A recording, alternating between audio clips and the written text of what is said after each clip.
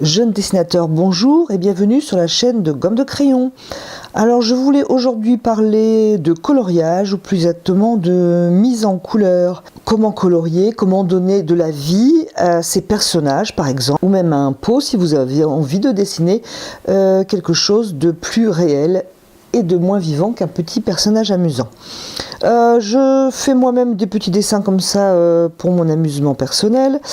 Donc là, par exemple, une girafe qui a été coloriée au feutre à alcool.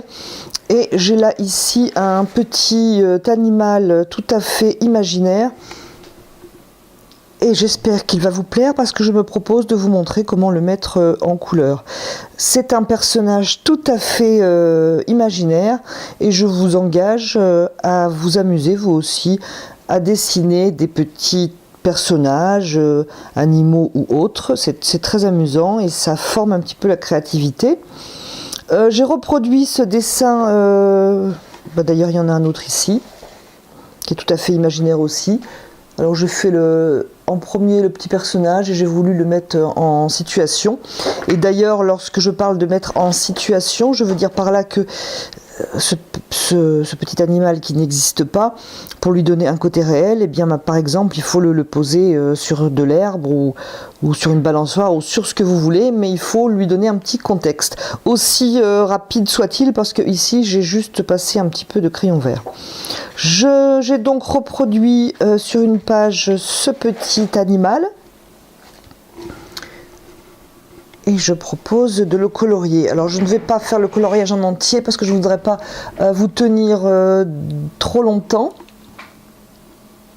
J'espère que vous verrez à l'image le dessin. Donc il s'agit de colorier, de mettre en couleur ce dessin. Vous pouvez vous-même en faire un, ce serait aussi très amusant. Donc avant de le mettre en couleur, il faut se poser une question, c'est surtout d'où vient la lumière. Alors elle vient d'où vous voulez, parce que c'est vous qui décidez. Elle peut venir de droite, elle peut venir de gauche, gauche en bas, très basse, éclairée par exemple de bas en haut, etc. Ou venir d'ici, éclairée en haut. Donc c'est vous qui choisissez, mais vous le choisissez avant de commencer vos couleurs. Donc je vais décider qu'elle vient d'en haut à gauche, et comme je suis étourdie, je me mets une petite flèche, comme ça tout le long du dessin. Je saurai exactement d'où vient ma lumière. Alors c'est un personnage tout à fait imaginaire, je peux donc le colorier avec les couleurs qui me chantent, le faire rose, bleu, vert ou multicolore, mais je vais toujours tenir compte de la lumière, ce qui va permettre au volume de cet animal de ne pas être plat comme une galette. Je vais commencer par exemple avec des jaunes. Pour les couleurs éclairées et un orange pour continuer en zone un peu plus à l'ombre pour commencer. Donc je vais commencer par colorier la partie éclairée qui se trouve donc ici.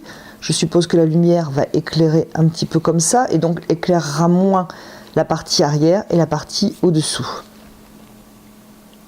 Donc comment colorier? Eh bien, je vais commencer avec ma première couleur.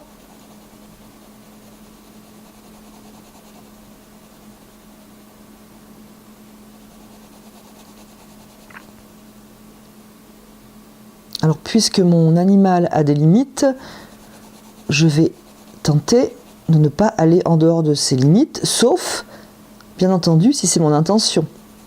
Je peux très bien sortir des limites, parce que je trouve que ce serait plus joli à l'œil de ne pas être sur une feuille blanche.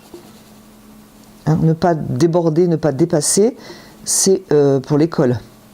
Là, nous sommes dans une création, donc nous faisons ce que nous voulons à partir du moment où, bien sûr, on y a un minimum réfléchi et que c'est un choix. Donc, je veux passer à ma seconde couleur, donc décider qu'il y a un petit peu moins de lumière et que ça vient par ici. Alors, si je me mets, par exemple, c'est une manière de faire, il y en a d'autres, hein, mais si je me mets à crayonner juste après le jaune, je vais avoir une bande jaune et une bande orangée. Ce qui est loin d'être joli. À moins, encore une fois, que je le veuille. Si je veux faire un animal rayé, ça sera très bien. Mais moi, je ne veux pas faire un animal rayé. Je vais donc reprendre ma couleur jaune et colorier dans ma couleur foncée. De manière à marier ces deux couleurs. Et de la même manière, je vais reprendre ma couleur foncée de manière à la mélanger à ma couleur plus claire qui était du jaune. Si je veux éviter l'effet bande, il faut évidemment que je ne colorie pas en rayures. Mon animal étant, je suppose, en volume et étant rond, il suffit que j'essaye de suivre les courbures de l'animal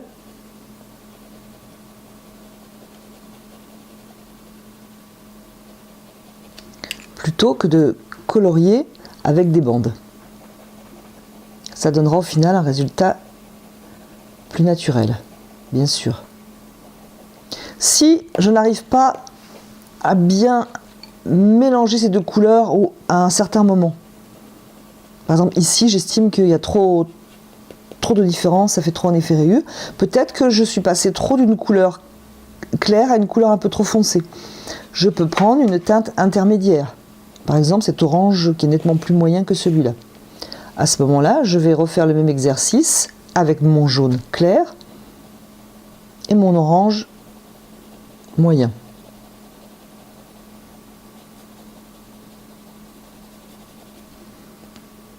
Je peux faire ça bien sûr sur toute la surface de mon animal.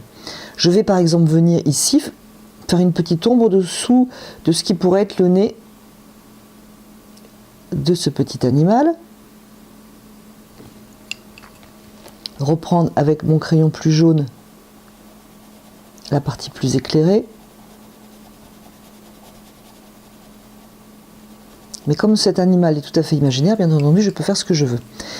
J'ai un œil ici, je peux très bien estimer que cet œil est un petit peu enfoncé et que donc il y a une ombre autour de son œil, surtout du côté où il y a le plus d'ombre ou le moins de lumière.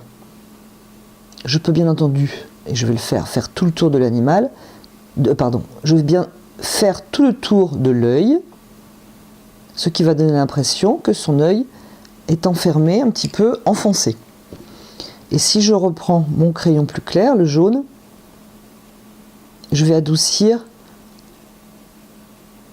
l'ombre que j'ai fait autour de l'œil et lui donner un petit peu une sorte d'auréole. Je peux estimer qu'il y a une bouche ici et la colorer légèrement.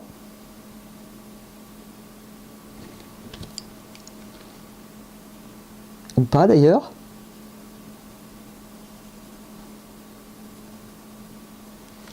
Ici, j'ai un petit peu moins de lumière, je reprends mon crayon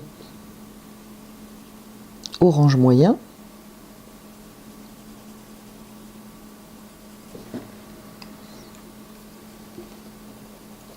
Et je lis, encore une fois, mes différentes teintes, donc ici deux teintes, avec mon crayon clair qui est ici un petit peu le fil de coloriage de tout mon personnage. On peut dire ce personnage va avoir une tonalité jaune orangé et que le crayon jaune, celui-là, va servir de lien entre toutes les couleurs que je vais choisir. Donc je vais faire tout mon personnage comme ça, dans le même principe. Imaginons que je veuille travailler ici, ce qui pourrait être le ventre de cet animal, et qui est certainement plus à l'ombre. Étant donné que la lumière éclaire vers la gauche, l'animal étant certainement arrondi, c'est moi qui le décide, mais je décide qu'il est arrondi, j'aurai un petit peu moins de lumière à cet endroit. Donc je prends mon crayon jaune,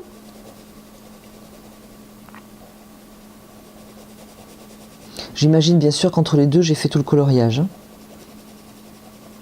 Je viens foncer avec l'orange moyen.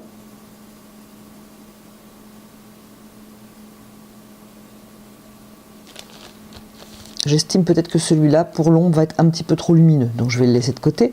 Donc je vais colorier avec l'orange moyen, avec le jaune. Je vais faire plusieurs fois des passages entre ces deux couleurs jusqu'à temps d'être satisfaite. Je peux ici, par exemple, créer un repli dans cette sorte de patte Comme si qu'ici, il y avait un renfoncement, on va dire. Donc je colorie toute la pâte. Je vais continuer pour vous montrer un petit peu plus.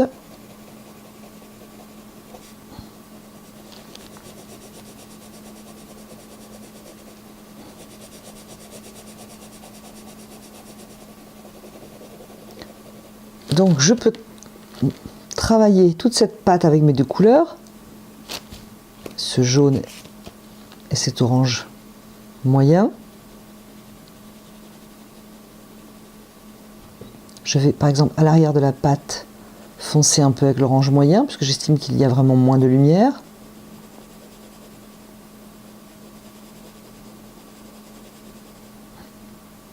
Je peux cerner un peu, par endroits, pas partout.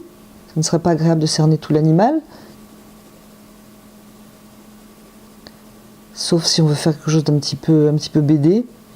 Pourquoi pas? Mais à ce moment-là, il ne faudra pas faire le trait... par exemple, si on cerne de noir, il ne faudra pas faire un trait noir de même largeur partout. Il faudra un petit peu lui donner du volume aussi à ce trait. Je reviens là, donc imaginons que j'ai colorié ma pâte, elle me plaît, mais j'ai quand même un petit peu d'ombre. Je peux venir avec un bleu marquer l'ombre. Ce crayon a dû servir, il est très mal taillé. Et je viens par-dessus mes deux couleurs précédentes créer de l'ombre. Le bleu donnant toujours une impression d'ombre ou de lointain. Il va éteindre un peu mes couleurs. Donc il éteint mes couleurs ici parce que la lumière passe moins.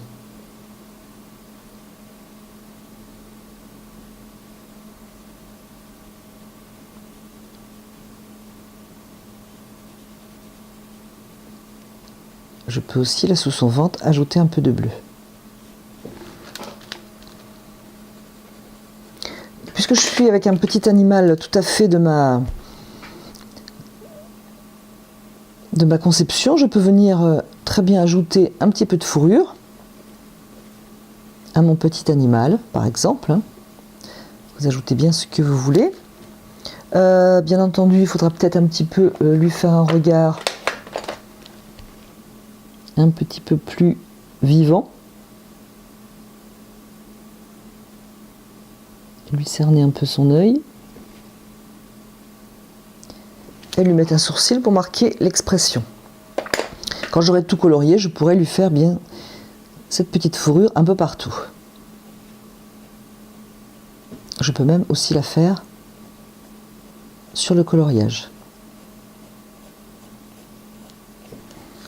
Et donc, comme je disais, même si je dessine un animal imaginaire, il est bien de le placer en situation. Donc, si je veux simplement le placer sur de l'herbe, ça sera quelque chose de très vite fait. Simplement, un petit passage vert et on saura exactement ce qui se passe.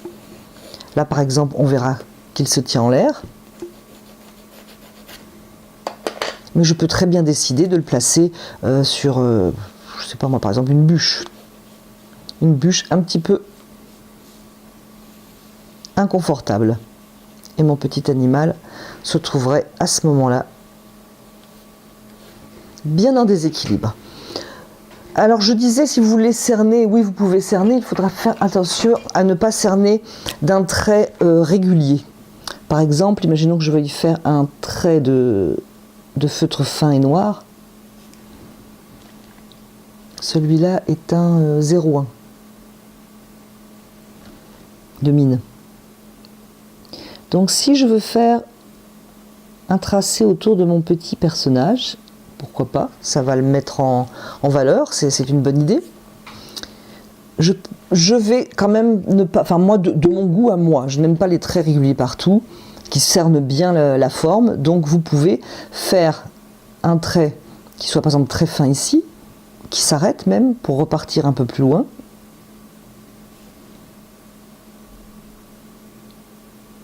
Et qui peut par exemple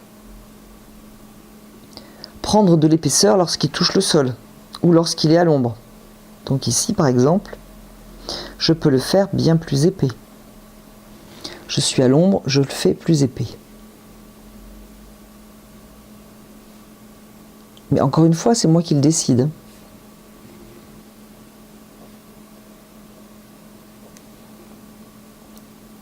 Ici, je peux donner un petit peu plus de valeur à cette légère bosse en dessinant un trait un peu plus large dans le creux, par exemple. Je peux venir marquer quelques poils ou pas. Et si je suis un peu esprit BD, je fais 3 petits traits pour donner une direction. Voilà, ma petite explication sur le coloriage est terminée. J'espère que cela vous aura plu et que cela surtout vous donnera envie de dessiner des petits personnages imaginaires pour votre plus grand plaisir. Je vous remercie d'avoir regardé cette vidéo et je vous dis à bientôt sur la chaîne de Gomme de Crayon.